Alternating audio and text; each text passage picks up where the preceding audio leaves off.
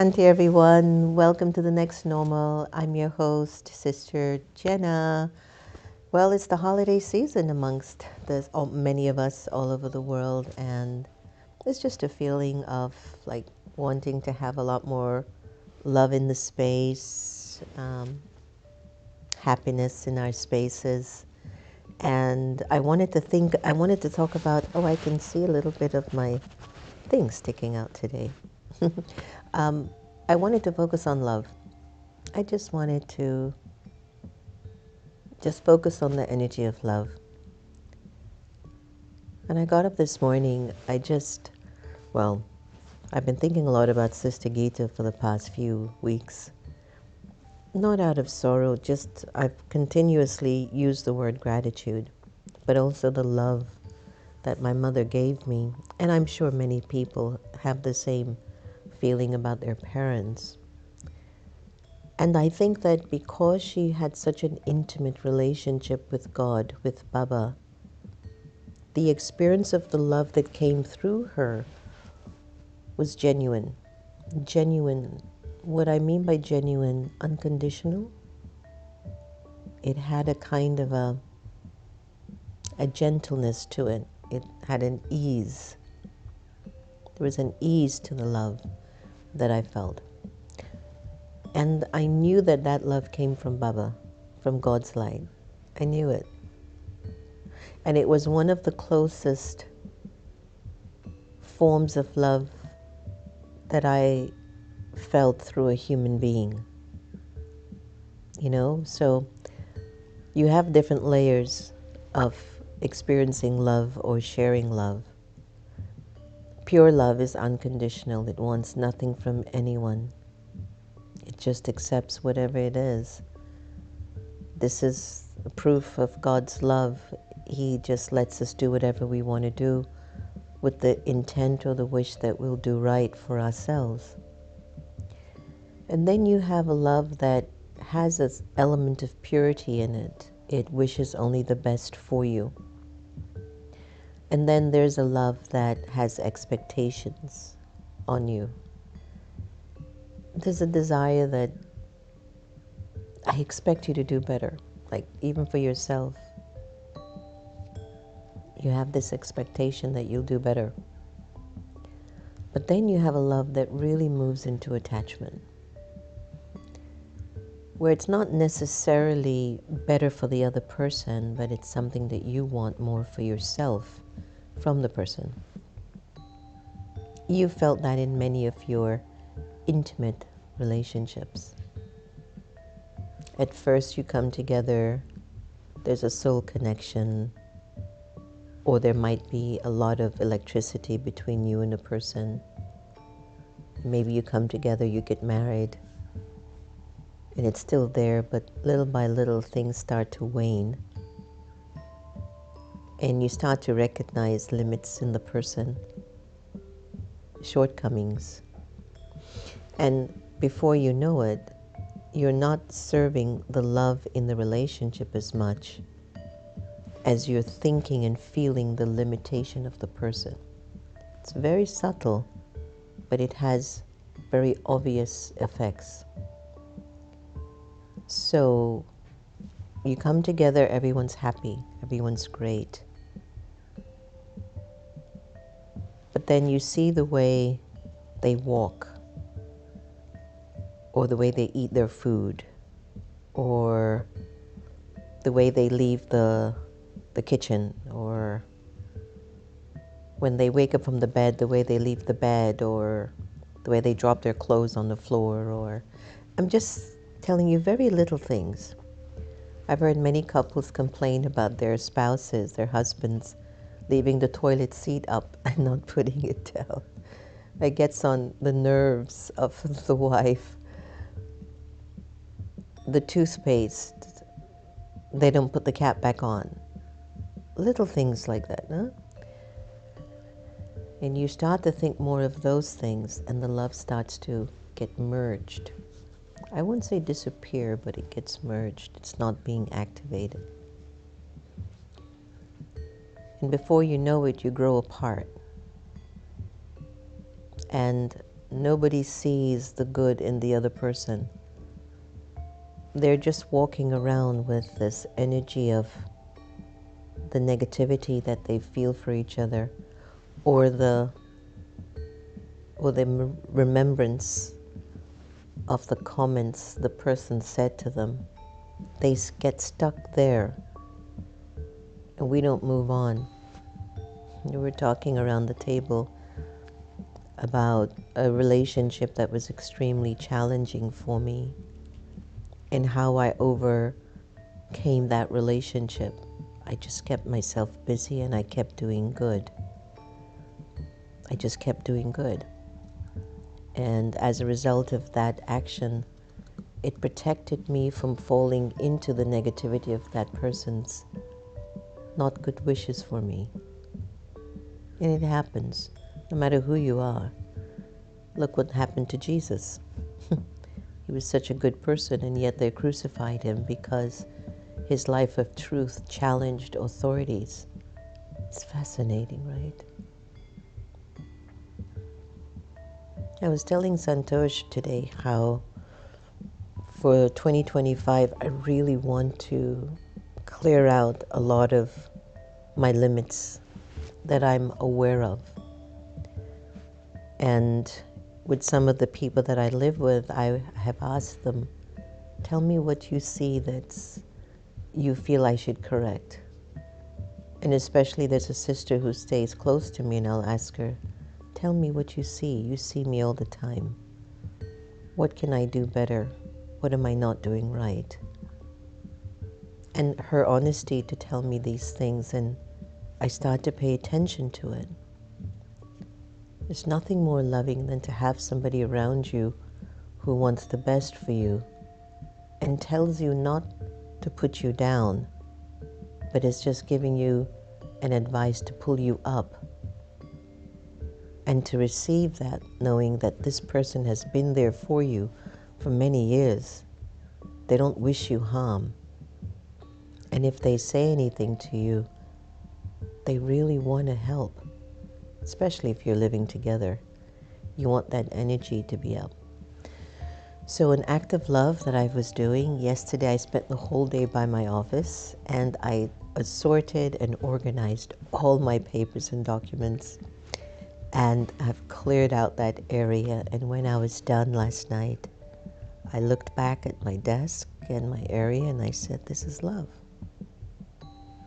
At first, everything was all over. When you start to go in to find love, you find all your attachments, all your egos, all your disappointments, all your waste, all your negativity. You don't need it. A whole bunch of excess energy. It's just draining us. And 2025 and beyond, folks, you're going to need a lot of inner power. A lot. I was on some calls recently, and we're just asking what's going to be needed in especially America in 2025. And no matter how many assignments or projects we will come up with, at the end of the day, you're going to need to have a lot of inner strength. You're going to need a lot of love inside of your spirit in order to endure the opportunities of people's behavior and choices in ourselves, in our families, in our cities, in our country. So love is a healer. Love is a healer. It's such a beautiful vibration, you know. What does love want me to do now? It's like this giving energy. But sometimes if I say something with love and I have a little attachment, the person picks up the attachment more than they pick up my message of love. Because the majority of us are generally in the mode of body consciousness than the awareness of our true self. When my elders used to tell me things about myself, it used to hurt because truth does penetrate the spirit. No one's going to tell me to do something good if there isn't love there? If someone told me to run in front of a car, you think that's love? If someone tells me, Sister Jenna, smile some more, you light up the world. There's a reason why they said that. There's love, right? So I want us to focus on love and the healing factor of love, because when there's love, things heal. Things just get better. It's a fragrance. It's a vibration. So let's do a little meditation, shall we? Let's take a deep breath inwards. And today we just had a little chit-chat. Just chit-chat. I don't know if I said something that pierced your heart or helped to give you clarity. I hope it did. Just this healing energy of love, this flow. So let's go behind our eyes, where the soul sits, you, the immortal, the eternal, the imperishable being of light,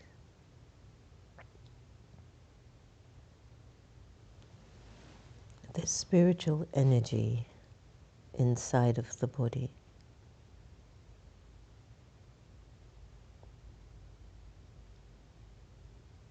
We all know that we're souls. We all know that we're souls.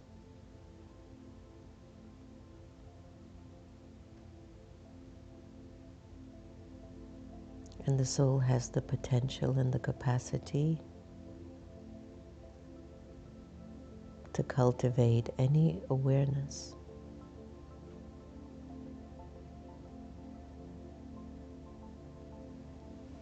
And today, let's create the awareness that love heals. It's this flow of energy. It's like God's light through you.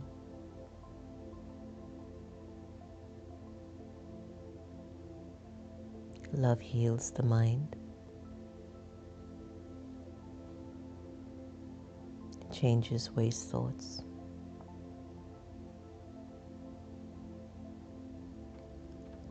Love heals your intellect to direct your choices of thinking and doing in a way that generates love.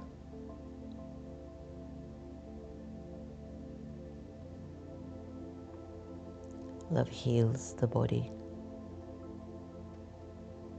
the energy and the cells that flow through it. Love heals the atmosphere.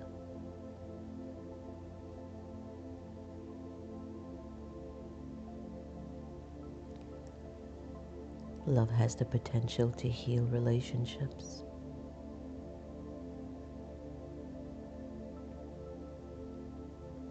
And love will heal the world.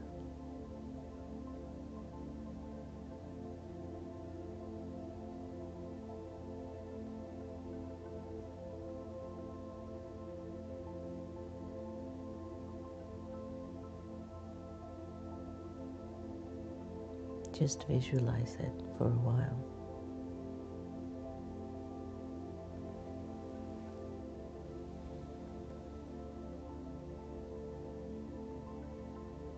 To push out any attachment that reduces your love from within.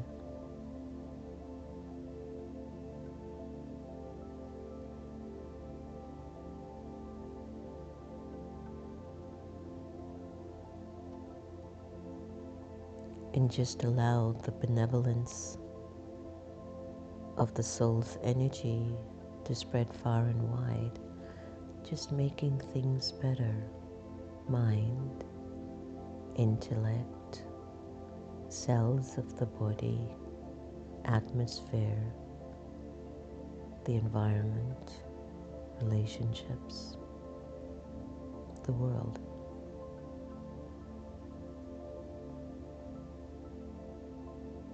Visualize this energy of love through you, just nurturing your mind, empowering your intellect,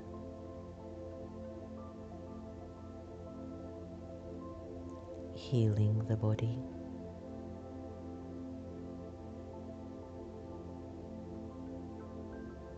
clearing out the atmosphere.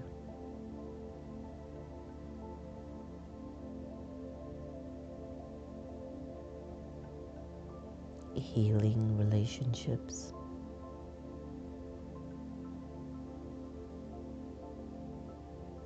making the environment fragrant and beautiful.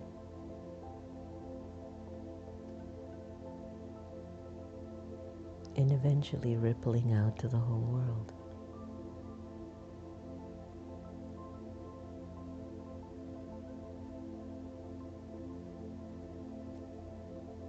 Love really heals everything.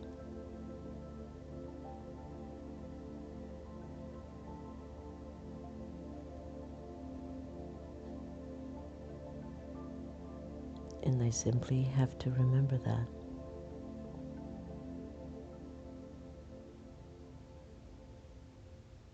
First, the healing starts with myself.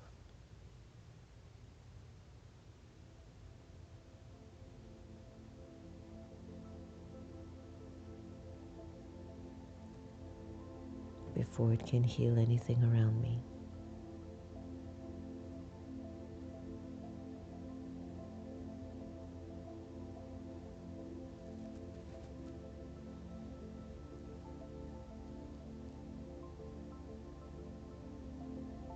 In order to amplify this love, I can feel God's presence.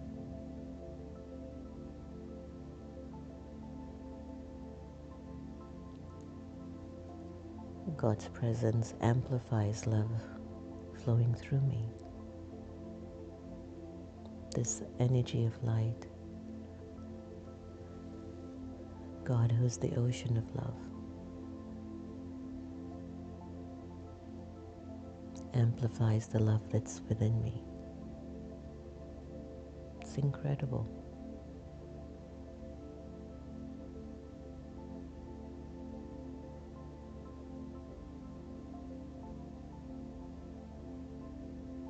Love heals everything.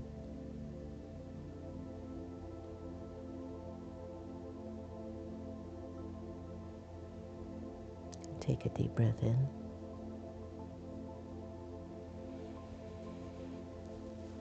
Breathe out. Breathe in again. Breathe out.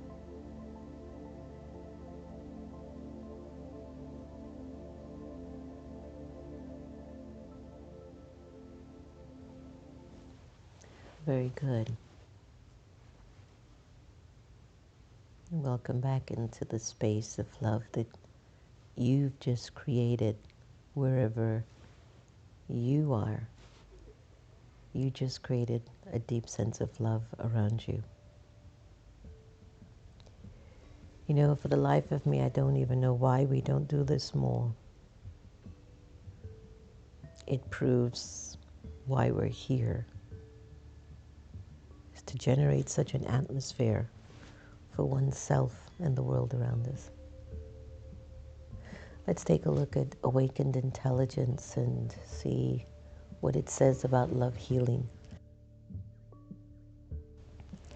Love has a profound ability to heal, affecting both the giver and the receiver in numerous ways. 1, physical healing. 2, emotional healing, which I think is one of the biggest dimensions of healing. Spiritual healing. healing through relationships. Self-love's role. Let me read this one. Foundation for healing. Self-love allows individual to recognize their worth, let go of shame, and embrace their journey. It's often the first step toward healing wounds caused by neglect or negative self-perceptions. I like that. Energetic healing. Love vibrates at a high frequency, and when shared, it can uplift and harmonize energy fields. So love's healing power lies in its ability to connect, I think, nurture, and transform, creating a ripple effect of positivity within and around us. By choosing love, whether in thought, word, or action, you can catalyze healing in both yourself and others. I love that. Thank you, Santosh. Let's go to the Sister Gita effect and enjoy her message for this day.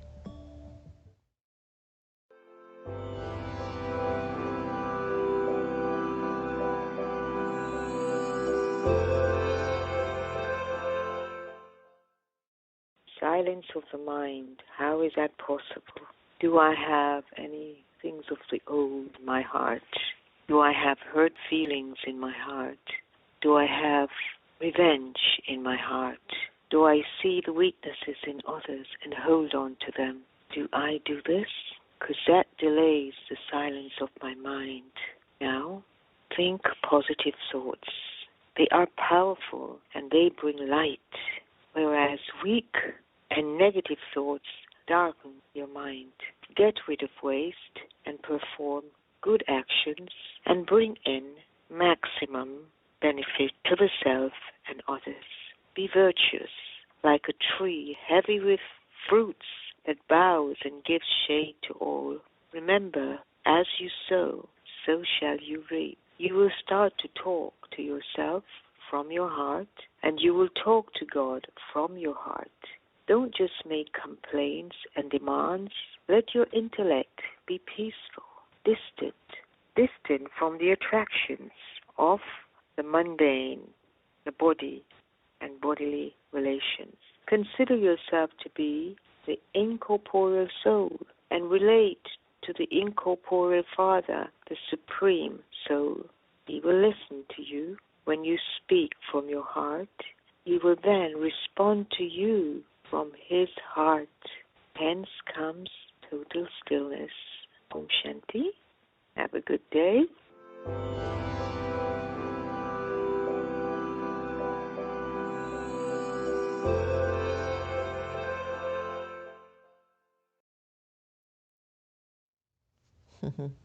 That was one loving soul.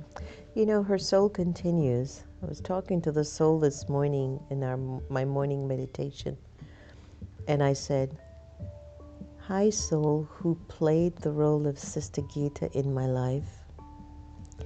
Wherever you are, come back and find me. I'll recognize you." It was so interesting. And after I had that thought, I was thinking about the gift of knowing so much in the world of mysticism and the comfort it gives me to know as much as I do. It makes me strong inside. For me, it gives me the sense of strength. I love it. It's so amazing. All right, today's Avyak signal: to remain constantly free from obstacles, to be a destroyer of obstacles. Remain content. Make others content. This is the certificate that servers must always continue to receive. To claim this certificate means that you're seated on God's heart throne. Have the aim of always keeping yourselves contented and inspire others around you to be content. Now that is love. That is real love. So, hello everyone. Sonia C., thank you for getting us back on track of love and healing. So needed. Blessings and peace to all. Jasveen, Om Shanti, Rashmi, Sharda, Shobha, and Tulas Kumar. Om Shanti, Namesh Bhai. I'll be seeing you in India in February. Looking forward to seeing you again, sweet brother. Nimesh and my mother had this unique connection. He had just come in from India. He never met Sister Geeta. But the moment they met each other, the remembrance of a long overdue relationship of the past emerged. And that's how you can know when you also have a deep connection with souls throughout history. There's just a love that comes over you when you meet them again. Om Shanti Yukti Lilawati, Anita, Jackie, good morning. Hope you're enjoying being with the family. Give a big hug to Heather for me and tell I'm also remembering her. I can't wait to see her here. Gigi, Om Shanti, Indu, and Dinesh Pai. Lots and lots of good wishes. Kinnari, good morning. Yesterday we received your donation from you and Vipin Pai. Kinnari Ben, thank you so much. It's helping us so much. It's been really a little bit of a tight time for us, and so you just sending us this donation on your birthday, it just touches my heart that our time together on the next normal is really touching lives. Thanks, Kinnari. Thanks, Bipin Bhai. Just keep us in your hearts. Keep us going. We just found out that the owner for our building where the meditation museum is, he passed away. And so we're just looking at a lot of things and keeping our best vibrations up so that we just will keep continuing. I don't worry about it, but I'm just sad that he's left. He was such a good man. We had a very nice energy with him. Tara, good morning. Gracias, infinite times. Your meditations are completely synchronized with my healing. How gentle and soothing to the soul. A masterpiece indeed. You're very welcome, Tara. You know, I've been on my journey for a few decades now. I know I look like 16. But I was in California and I bumped into this psychic person that does readings. And one of the things that she pointed out to me, which I said was true, she says, you carry a deep sadness for the world, like you're holding their sorrows, or you want their sorrows to be removed, their sadness to be removed. And I said, yes, I do. It's private, but I just don't want to see anyone suffer. I don't want to see anyone sad. You know, it's time that we get out of that mode of limiting our lives and making it more human than it is spiritual. So as we approach our holiday season, just keep making your mind strong by thinking positive and sending your good wishes to everyone. Keep practicing to love everyone the same. Thanks for joining us today. All the very best. Om Shanti.